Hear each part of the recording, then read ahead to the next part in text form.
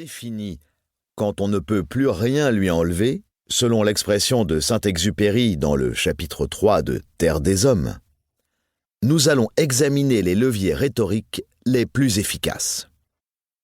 Le comble, c'est que ces leviers, vous les connaissez. Ils dorment au fond de votre cerveau et vous les laissez hiberner. Avec ce livre audio, vous allez vous entraîner à les réveiller. Deux sortes d'alpinistes, deux sortes de livres.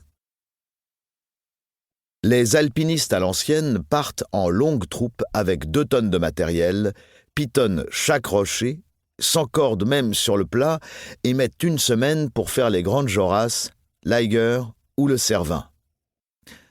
Les alpinistes tels Christophe Profit partent à 3, s'équipent léger, grimpent vite et enchaînent les 3 faces nord mythiques citées précédemment en 40 heures.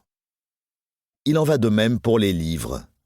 Celui que vous êtes en train d'écouter a pour ambition de vous donner accès au sommet que visent les gros livres, en faisant l'économie du piétinement.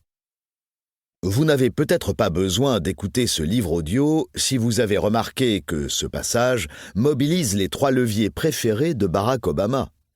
La métaphore de l'alpinisme, pour faire saisir l'efficacité des livres légers et rapides face aux livres lourds, lents, le contraste entre les 2 sortes de livres, qui fait mieux sentir l'intérêt du livre léger, et le zoom avant sur les faces nord de 3 sommets particuliers. Chacun des 4 chapitres sera consacré à un des outils qu'affectionnent les auteurs efficaces. Chaque chapitre sera structuré de la même manière. Nous commencerons par débusquer ces outils dans des domaines familiers. Nous irons du guide Michelin à Proust, en passant par la publicité.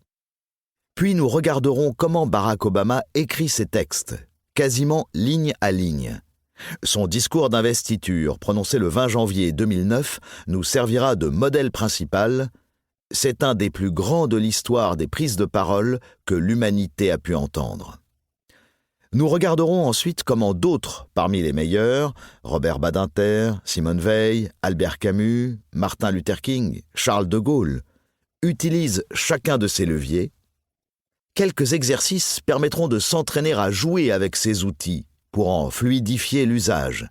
Voyez ces exercices comme une amorce de nouvelles habitudes. S'entraîner sans cesse est la clé pour améliorer sa pratique.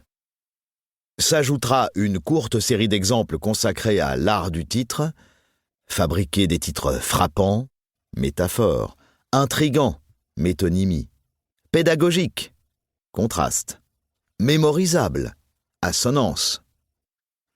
On conclura sur des conseils pour éviter les ratages, pour pouvoir prendre des risques sans tomber dans l'excès. Le don d'Obama.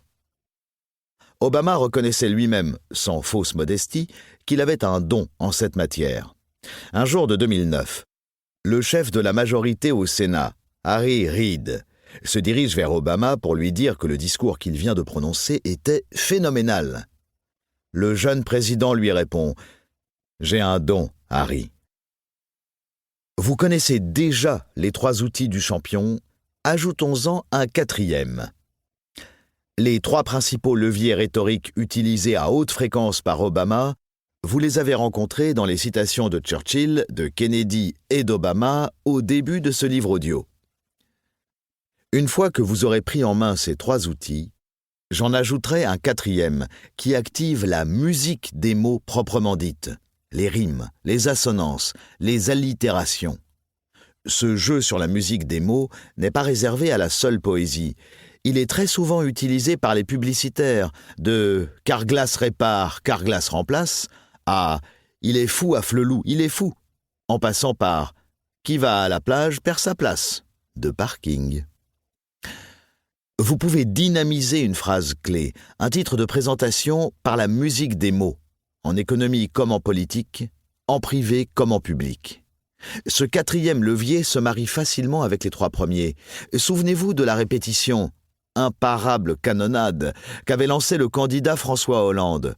« Moi, président de la République, je... » « Moi, président de la République, je... » En conclusion de son débat télévisé avec le président sortant lors de la campagne présidentielle de 2012. Pour continuer à écouter ce livre audio gratuitement, cliquez sur le lien dans la description et vous pourrez l'écouter en entier sans frais grâce à l'essai de 30 jours d'Audible.